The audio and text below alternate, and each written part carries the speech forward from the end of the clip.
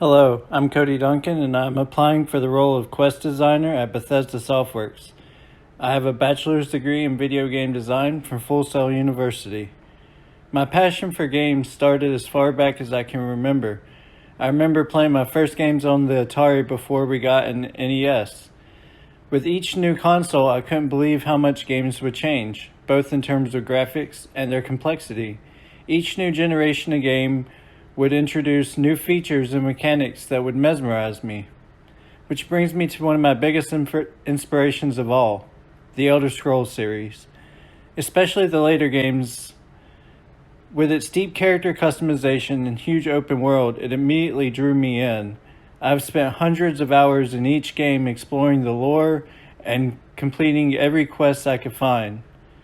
What pulled me into becoming a game designer, though, was the rise of indie games like Stardew Valley. Through interviews with the developers, the seemingly impossible childhood dream became a passion.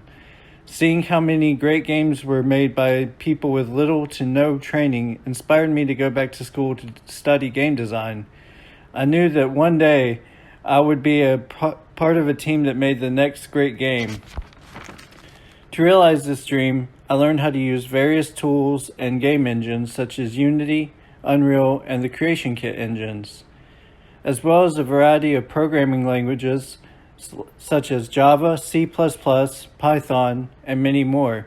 Combining this knowledge, I have collaborated with others to work on several game projects, as well as completed several prototype games myself. These can be found in my portfolio.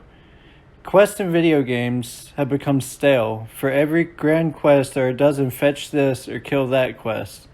The industry as a whole needs a new perspective to move forward and become innovative again. I believe that working together with quest and level designers that we could breathe new life into this industry. Together, we could continue making the greatest games of all times.